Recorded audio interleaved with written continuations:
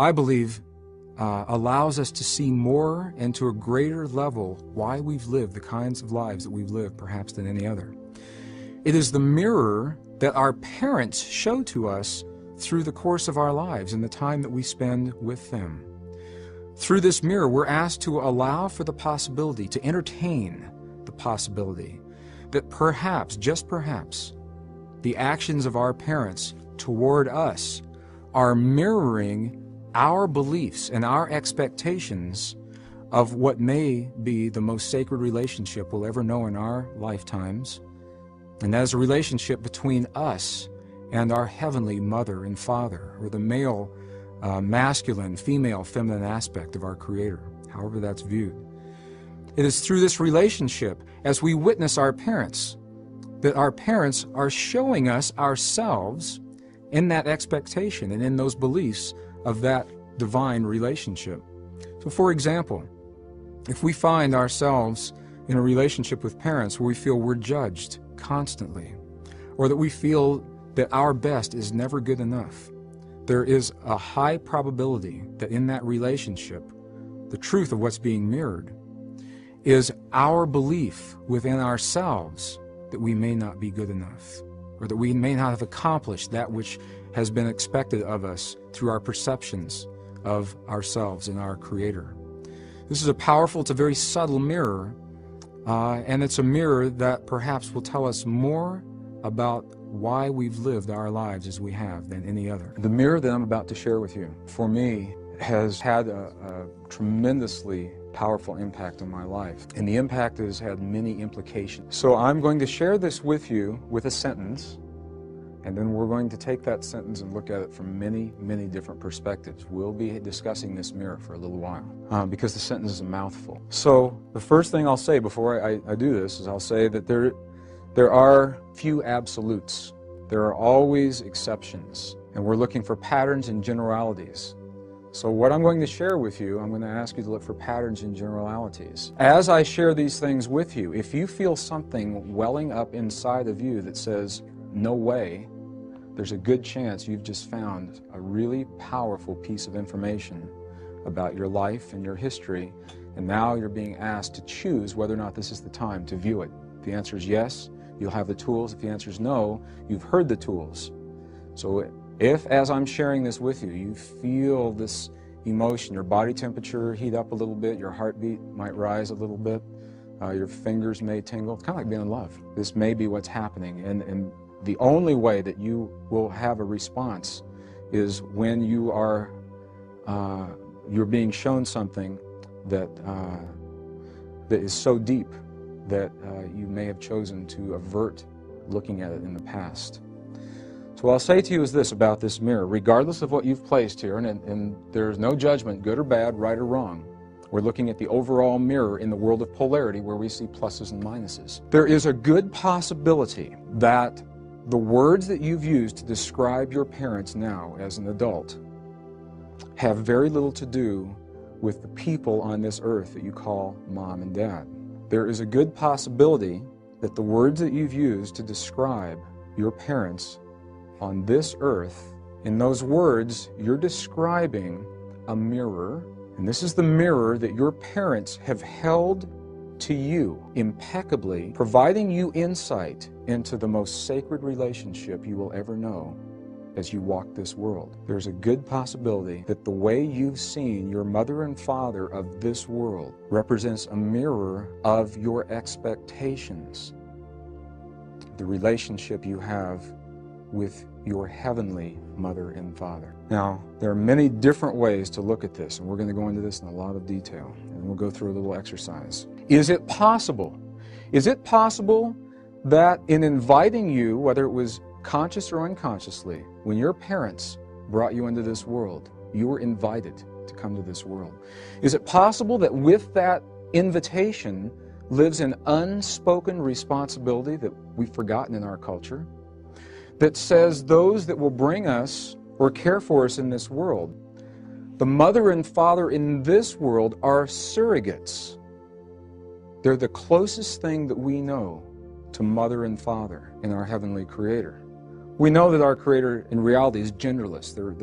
There is no mother, father. There's a force, if you will. And we're using our English language to approximate this. Is it possible that your mother and father have loved you so much, perhaps on levels they were or still are not even aware of, that they have impeccably held to you a mirror, showing you the way you see your relationship, not with your earthly father, with your heavenly father, not with your earthly mother, with your heavenly mother? Is it possible that when you have perceived that your parents were angry at you, that what was really happening is you were feeling your perceived Creator's anger at you? Is it possible that when your parents are proud of you and when they encourage you, and it feels so good, that you're actually feeling that from your Creator? Is that possible? If the mirrors work and if they hold, I believe this is precisely what's happening. I believe there's a good possibility that we love on levels unspoken and so deeply that we will impeccably hold these mirrors to one another. And our parents have done precisely this for us. So I'm not saying that this is an excuse or a condoning for any patterns of behavior that our parents have ever demonstrated, and we'll go into this whole thing. I'm simply asking you to allow for the possibility that the relationship that you've had with those who have cared for you, your parents, maybe you were adopted, maybe you were in foster homes, whoever it was that assumed that responsibility for you, they have held the mirror, allowing you to see. We don't get up in the morning and say, I wonder how my relationship with my Heavenly Creator is going today. Typically, we don't do that. We're focused in living and breathing and surviving and providing for one another in this world, and it's in this world where we see the mirrors exemplified. So I'm asking you to allow for the possibility that those who have consented to care for you in this world, possibly on an unspoken level in that caring, that they've held this mirror, and this mirror has shown you your beliefs and your expectations of how you believe your Creator sees you and how you see your Creator. How do you feel about the possibility that your parents have held this mirror for you? Does it make any sense, first of all? Let's try something. I invite you to close your eyes. Take a deep breath. Deep yogic breath. Yogic breath is where you push your tummy out. When you inhale, that means your diaphragm just dropped. Okay, and then pause briefly. Don't be in such a big hurry to get rid of that breath. And when you do exhale, tighten your tummy muscles a little bit. Just take a deep yogic breath. Now in your mind, I'll invite you to say to yourself, consent. Consent to feeling in your mind. In your mind, say, I consent to feel. I allow myself to feel. In your mind, I invite you to say to yourself, to consent to remembering. Say, I remember. I consent to my remembering. Now I'll ask you a question. If someone came to you on this day and said to you that you had 1 minute left in this world, and after that minute, that you would no longer be present in this world or communicate with those that you love and hold most dear. And in that 1 minute, you could say anything that you would choose to say to your earthly mother and father. What would you choose to say to them in that minute? If someone came to you and said to you that you had 1 minute left in this world with those that you love and hold most dear, and in that 1 minute you could hear from your mother and father anything, what would you most choose to hear? Okay, with your eyes closed, take a deep breath. I'll invite you to listen. If in that 1 minute you were able to hear anything, you heard your Creator say, my son, I'm proud of you. My son, I love you. You've done well. Ladies, if you could hear, my daughter, thank you. You have done well. How do you feel when you hear those words? Can you feel that feeling in your body? Why? They're just words. Is it possible that we have spent much of our lives believing that we were seeking the love and the respect and approval from our earthly parents because they're the closest thing that we know to our mother and father in heaven? And the reality is that we have always felt at a deep, deep level it's our mother and father, Creator, that we're seeking to hear the approvals from. Is that possible? If that's so, then that has just told you a tremendous amount of information about why you've lived your life the way you've lived it and how you've lived your life. I did a workshop in Mount Shasta a few months ago, and we did this program, and we came to this part of the process. And there were about 230 people in the room, and there was a gentleman who raised his hand and he said, "This is ridiculous. This does not work for me at all." So right there I knew something was going to happen. And I invited him and I said, "Are you comfortable sharing this with 229 other people in the room?" And he said, "Sure." He said, "This mirror doesn't work for me at all. Just no way." And I said, "Tell me about your father." And he says, "I don't know anything about my father. I never knew my father. He left before I was born. I don't know who my father is." And I said, "Tell me how you view your heavenly Father." And he says, "There is no God. I don't believe in God." And I said, "The mirror stands. The mirror stands. By having no father in your life, the man that deserted you mirrored, even at that young age, your belief and your expectation that there is no Father in heaven, and now your life path has been spent seeking to prove or disprove that. You've now had to come to terms within yourself as to whether or not there is a Father in heaven. And by your father leaving you early in life, he pushed you to the edge of who you believed you were and asked you to redefine that. And he said, "Oh my God." It's the first time he had seen it that way. My mother and I have had this discussion a lot. Her father lived to be between 94 and 96. We're not certain because he lied about his age during the Depression and then he forgot later in life. So we're not sure precisely how old he was. He just passed away in January.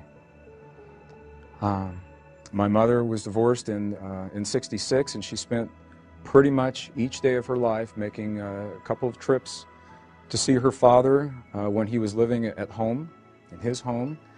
At the age of 80, he developed a condition as a male that typically affects women in their 30s. It's called myasthenia gravis. It's a condition where his body produced a chemical that would intercept the signals between his brain and his muscle. So he'd think the thought, and his muscle would never get the thought. And he required round-the-clock care and many different kinds of medications for that. And the doctors said to us at that time, "We doubt that," for my mother, he said, "We doubt your father will live much longer." Well, he lived until he was 94, if that condition, and they never understood why. They never really understood what kept him going all that time. Mom and I had this conversation. She said, "Why was my daddy here so long? It hurt him to be here. He wasn't happy in life." And I said, "Are you willing to look at this mirror?" And I'll use this as an example. She was an only child, and all through her life, my mom has said things to me like, "How can God let this happen? Or why would God allow this kind of thing?" And she's questioned and pondered the existence of a creator. If the mirror holds, I believe what was being shown in that relationship was that her father, on an unspoken, perhaps an unconscious level, said to her, "My daughter, I will always be there for you. I will always be there for you." And he stayed until his body would not support that any longer, proving to my mother that her father, earthly father or Father in heaven, was always there for her. And she now knows that. She got that. And that's where the healing begins. We have the opportunity through our earthly relationships You may heal that relationship with your earthly surrogates, and in doing so, you have healed that relationship with their heavenly counterparts, and it works the other way around. As you heal that relationship with the heavenly counterparts, it has to have healed with your earthly surrogates. So it's not saying that you're responsible for the illnesses of your parents or that you're responsible for any choices they've made in their lives. They simply agreed on some level to hold a mirror to you, reflecting your expectations, and they chose how to carry that mirror out. As they are released from the burden of that mirror, now the question becomes, do they remember their truest nature? Is there a part of their consciousness? Does their body go, at last, this kid finally got it, and now I can live my life? Is there a part of them that does that? Or do they become so entrenched in their belief systems that they believe they are those illnesses? And that's where we all work together to heal and to remember those possibilities. Does that make any sense? This is a subtle mirror. They become more subtle as we go through, and that we must come to terms with the least subtle ones before we'll ever see the ones of greater subtlety. Because it is a mirror, the beauty is it works both ways, and this is important. We're not always looking at negatives. When we see our parents as loving and wise and showing their vulnerability and strong and honest and tolerant, that's our parents mirroring back to us our beliefs of our relationship with our Creator. We're seeing our Creator, ourselves in the presence of that creative force in this way.